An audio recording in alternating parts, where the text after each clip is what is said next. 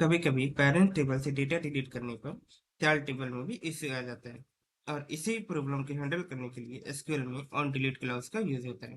Hello everyone, मेरा नाम है रवि और आज हम एसक्यूएल में ऑन डिलीट क्लॉज को प्रैक्टिकल एग्जांपल के साथ समझेंगे। सबसे पहले मैं क्या करता हूँ, अपने डेटाबेस में चला जाऊंगा। ओके, फिर यहाँ पर कमेंट कर देता हूँ ऑन डिलीट। अब ऑन डिलीट होता है नहीं, दो वर्जन के होते हैं, एक होता है सेट नल एंड सेकेंड होता है कैस्केड। सबसे पहले हम जानते हैं सेट नल के बारे में।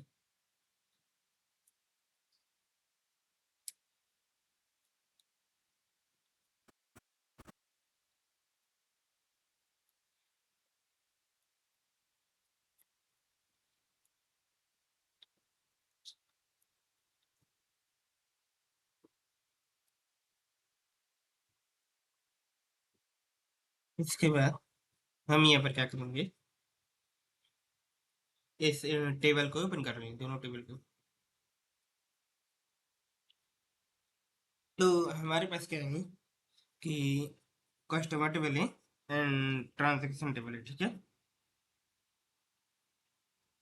इसमें क्या होता है सेट नॉलेज में कि जब भी हम कोई भी टेबल को सॉरी जब भी हम कोई भी फॉरेन की को डिलीट करते हैं, तो फॉरेन की में क्या होता है सेट नल में कि वो नल से रिप्लेस करते हैं। फॉर एग्जाम्पल कि यहाँ पर क्या है, कस्टमर आईडी में कस्टमर टेबल के कस्टमर आईडी में 4 रिकॉर्ड है, ठीक है।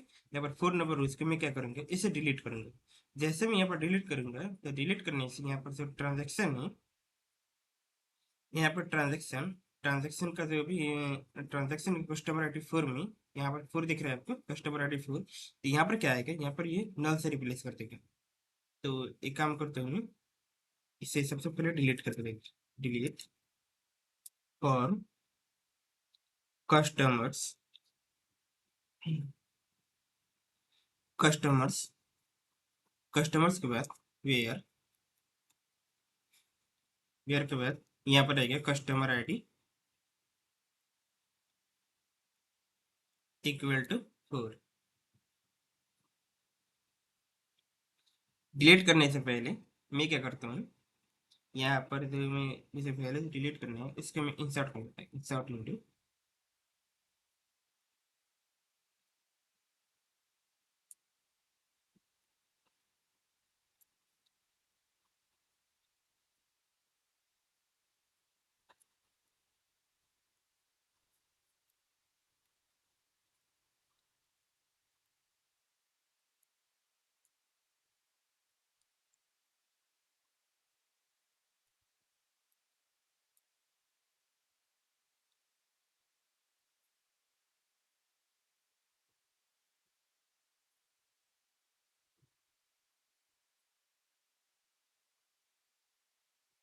इससे क्या होगा, जब भी मैं डिलीट करूँ जब भी कोई भी रिकॉर्ड इसे डिलीट करता हूँ, तो मैं इसे क्या कर सकता हूँ, मैं डायरेक्टली मैं इसे अपडेट करके यानी इंसर्ट कर सकता हूँ, ठीक है।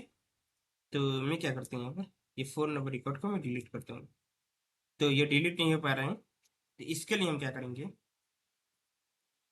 यहाँ पर लिखते हैं सेट फॉरेन की एंड चेक्स इक्वल टू 1 कर देते हैं। शायद इससे काम होगा। अब मैं इसे डिलीट करता हूँ, अभी नहीं डिलीट हो पा रहा है। इसके लिए मैं क्या करता हूँ, यहाँ पर 0 करके देखता हूँ। तो अब डिलीट हो चुका है, मैं इसे डिलीट करता हूँ। तो ये हमारा जो रिकॉर्ड है डिलीट हो चुका है। लेकिन यहाँ पे क्या करते हैं, कस्टमर टेबल में जाकर देखते हैं। तो कस्टमर टेबल में क्या है, यहाँ पर जो 4 रिकॉर्ड है डिलीट हो चुका है। लेकिन यहाँ पर क्या होता है, जैसे मैं ट्रांजेक्शन टेबल में जा रहा हूँ, तो यहाँ पर क्या है, ट्रांजेक्शन टेबल में जो 4 रिकॉर्ड जो कस्टमर नंबर 4 है, तो यहाँ पर क्या है, यहाँ पर डिलीट ना डिलीट हुआ है और ना ही ये नल से रिप्लेस हुआ है। तो इसके लिए हम क्या करेंगे, इसके लिए हम यहाँ पर हमें सेट करना पड़ता है फॉरेन की के लिए। तो सबसे पहले मैं क्या करते हैं, इसे वैल्यूज ऐड कर लेता हूँ। वैल्यूज ऐड हो चुका है। सेट फॉरेन की 6 1 0 0 के बाद फिर इसे कॉपी करता हूँ। 0 के बाद में इसे 1 से सेट कर देता हूँ, ठीक है। अब मैं यहाँ पर क्या करता हूँ, एक तो ये तरीका है कि जब भी हम टेबल क्रिएट करते हैं तो क्रिएट टेबल ट्रांजेक्शन, ठीक है, ट्रांजेक्शन वन, यहाँ पर लिख देता हूँ adding set null using creating table, ठीक है, क्रिएटिंग टेबल। जैसे भी एक तो तरीका होता है कि हम लोग टेबल क्रिएट करके मतलब ये जो सेट नल के क्या करते हैं, हम ऐड कर सकते हैं, और दूसरा तरीका होता है कि अपडेट करके। तो सबसे पहले हम देखते हैं कि टेबल क्रिएट करते समय क्या करेगा। तो यहाँ पर देखिए create table transaction one, transaction one one में आ जाएगा ट्रांजेक्शन आईडी,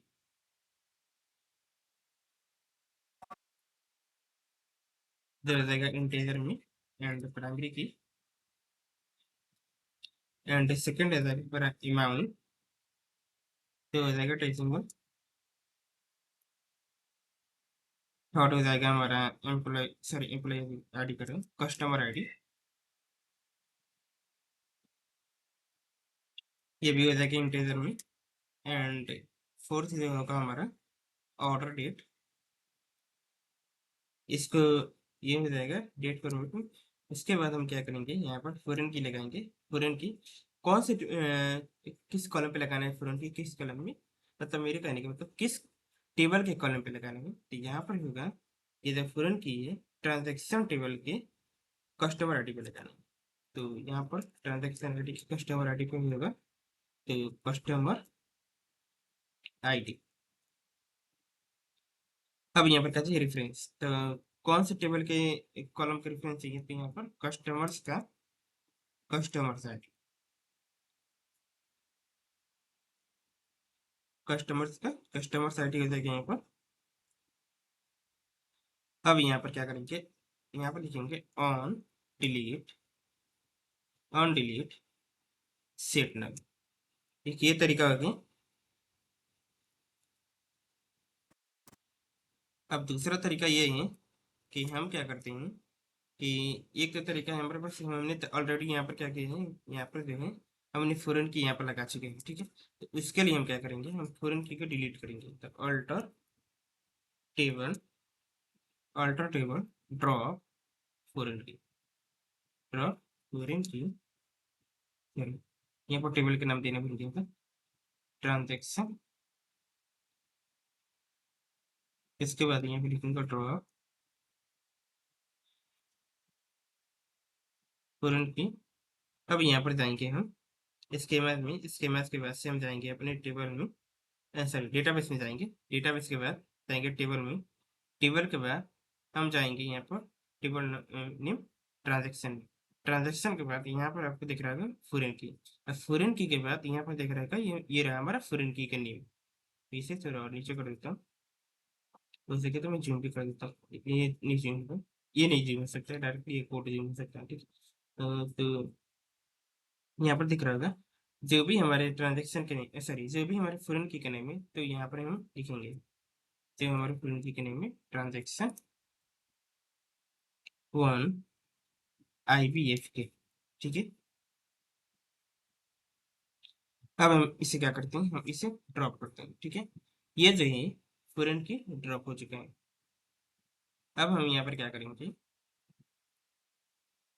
सबसे पहले हम देखते हैं कस्टमर्स में, तो कस्टमर्स का जो है फुल रिकॉर्ड तो ऑलरेडी है, अगर ये रिकॉर्ड फुल रिकॉर्ड नहीं होगा तो बाद में इश्यू हो जाते हैं, ठीक है।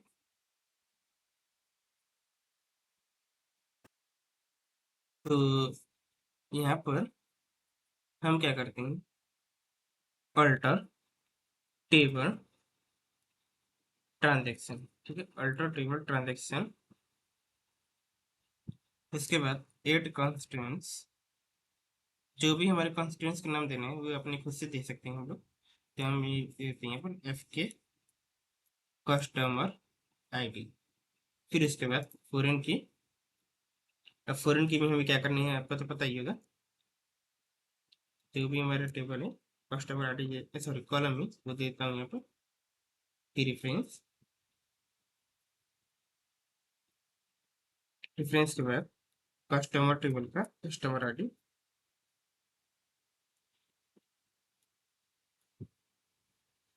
फिर यहाँ पर क्या करूँगा मैं, एड, सॉरी एड नहीं करूँगा, on delete, on delete set null. अब मैं जिस जैसे इसे अपडेट करूँगा, और अपडेट करने के बाद मैं यहाँ पर डिलीट करूँगा कस्टमर आईडी, कस्टमर का कस्टमर आईडी 4 नंबर। इसमें क्या होगा, तो ट्रांजैक्शन का जो कस्टमर आईडी 4 है, तो यहाँ पर क्या होगा, वो नल दिखाने लगेगा। तो मैं इसे क्या करता हूँ, मैं अपडेट करता हूँ। ठीक, अपडेट हो चुका है। अभी के लिए मैं क्या करता हूँ, इन दोनों टेबल को ओपन करता हूँ। ठीक है,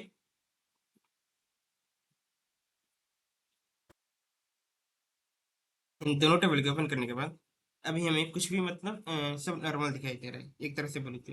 यहाँ पर कस्टमर आईडी यहाँ पर 4 दिखाई दे रहा है। ठीक है, जैसे मैं इसे डिलीट करूंगा, अब डिलीट करूंगा, तो यहाँ पर क्या होगा, तो हमारे पास ट्रांजेक्शन आईडी 4 है, सॉरी ट्रांजेक्शन आईडी करूँ, कस्टमर आईडी 4 होते, कस्टमर आईडी 4 की जगह पर यहाँ पर क्या दिखाने लगेगा, नल दिखाने लगेगा।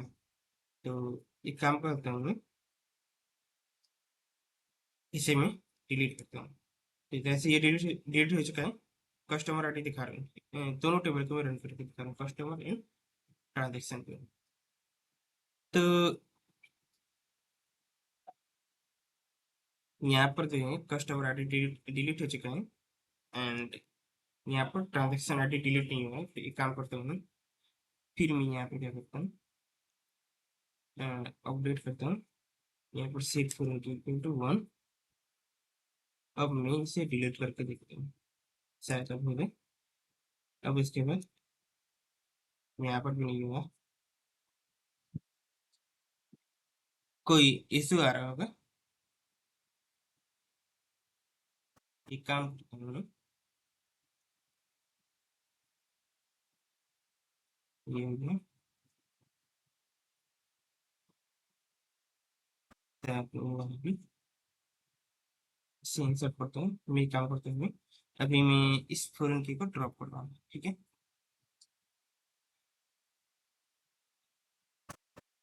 मैं इसे ड्रॉप कर रहा हूँ। ड्रॉप करने क्या कर रहे हो,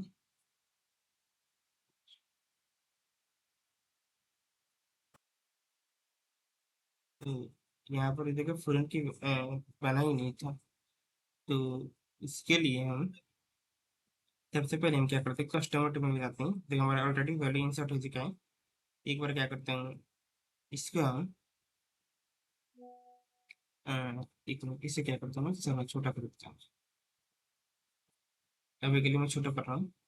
यहाँ पर क्या करते हैं, मैं फिर दोबारा इसे रन करते हैं। फिर ओ, अब समझ गई कहाँ पर हमें ये मिल रहा है। ये जो है कस्टमर्स 1 चाहिए था। ठीक है, तो मैंने क्या किया था, कस्टमर आईडी कर दिया था। ठीक है, इशू हुई है, ये इशू था। तो मैं इसे रन करता हूँ, कस्टमर्स ऐसे बना था। तो ये ऐड हो चुका है। अब मैं क्या करती हूँ यहाँ से, कि ये जब डिलीट करता हूँ मैं कस्टमर आईडी 4 को। ठीक है, डिलीट हो चुका है। अब मैं ट्रांजेक्शन में जा रहा हूँ, तो ट्रांजेक्शन में जा रहा हूँ, तो यहाँ पर देखते हैं कि यहाँ पर आप देख सकते हैं कि 1205 के पैसे यहाँ पर क्या था, 4 रिकॉर्ड 4 था। ठीक है, और जैसे मैंने यहाँ पर क्या किया, डिलीट किया यहाँ पर कस्टमर आईडी नंबर 4 को, तो यहाँ पर क्या हुआ, ये जो कस्टमर आईडी 4 है, ट्रांजेक्शन में कस्टमर आईडी 4, इसे क्या किया, इसने नल से रिप्लेस कर दिया।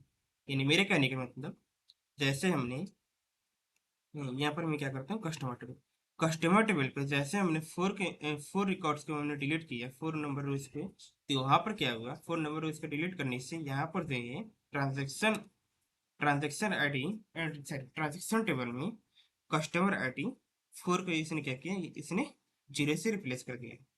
तो ये रहा हमारा सेट नल। यहाँ पर क्या करता हूँ मैं, अपडेट, टेबल का नाम हो जाएगा ट्रांजेक्शन सेट। इसके बाद जो भी हमारा क्या सेट करना है वो हम सेट कर लेते हैं। यहाँ पर customer ID equal to 1, sorry 1 नहीं रहेगा, 4, where transaction ID equal to 1005।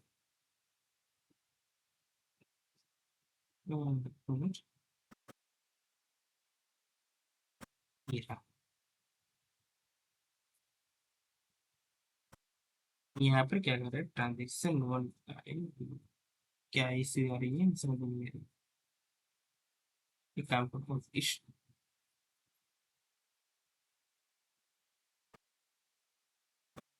Table को ना open कर लिया। इसे कॉपी कर लेता हूँ।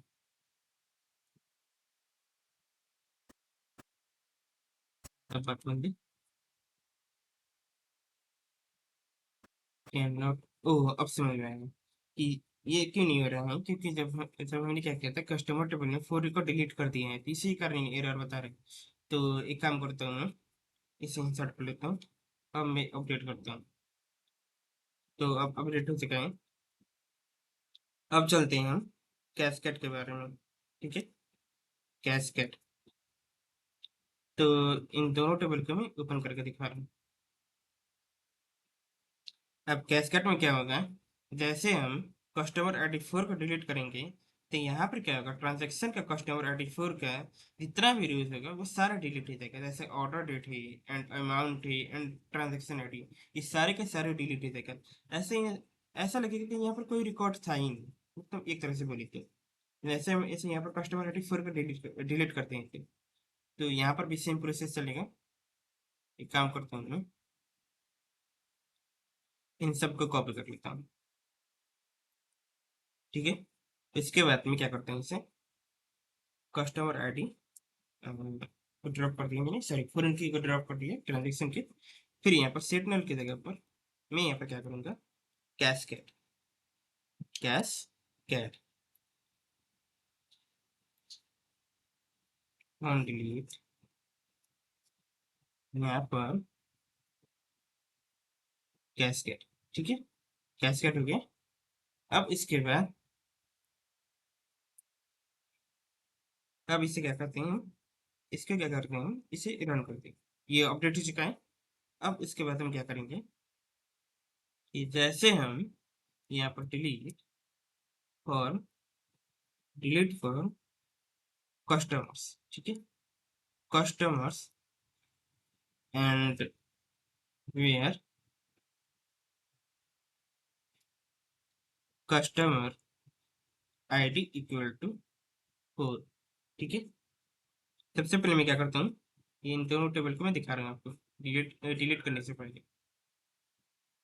यहाँ पर क्या है, जैसे हम कस्टमर आईडी 4 को डिलीट करेंगे, तो यहाँ पर क्या होगा, तो ट्रांजैक्शन आईडी 4 है, सॉरी ट्रांजैक्शन टेबल में कस्टमर आईडी 4 है, तो इसमें क्या होगा, ये जितने भी रोज हैं इसके सारे डिलीट हो जाएंगे। यहाँ पर ऐसा होगा कि जैसे यहाँ पर कोई रिकॉर्ड ही नहीं था, इस तरह से होगा। अब मैं यहाँ पर क्या करता हूँ, इसे ड्रॉप करता हूँ। यहाँ पर क्या करता हूँ, कस्टमर आईडी है, कस्टमर आईडी का मैं ड्रॉप करता हूँ, कस्टमर्स टेबल के कस्टमर आईडी 4 को मैं यहाँ पर ड्रॉप करता हूँ। तो ये ड्रॉप ड्रॉप हो चुका है। अब मैं क्या करता हूँ, इन दोनों टेबल को मैं रन करके दिखा रहा हूँ। तो आप यहाँ पर देख सकते हैं कि यहाँ पर सबसे पहले मैं दिखा रहा हूँ कस्टमर में, कस्टमर टेबल में 1 2 3 4 नंबर रिकॉर्ड डिलीट हो चुका है। ठीक है, लेकिन जैसे मैं यहाँ पर क्या करता हूँ, ट्रांजैक्शन में दिखा रहा हूँ, तो ट्रांजैक्शन में कस्टमर आईडी आपको 4 कहीं पर भी नहीं दिख रहा है। 4 के साथ साथ यहाँ पर हमने ये भी देखा था कि 1 0 1 0 0 5 के पास वो कस्टमर आईडी था, ट्रांजैक्शन आईडी 1 0 0 5 के पास। जबकि यहाँ पर क्या है, 1 0 0 4 है, 1 0 0 4 के बाद 1 0 0 6 आ रहा है। जबकि 5 5 0 है, 1 0 0 5 वाला जो रिकॉर्ड है वो डिलीट हो चुका है। और इसी के साथ हमारा ये ऑन डिलीट खत्म होगा, और नेक्स्ट वीडियो में बात करेंगे हम स्टोर प्रीसेट के बारे में। उम्मीद करते हैं कि आप सभी को वीडियो समझ में आएगा। Thanks for watching.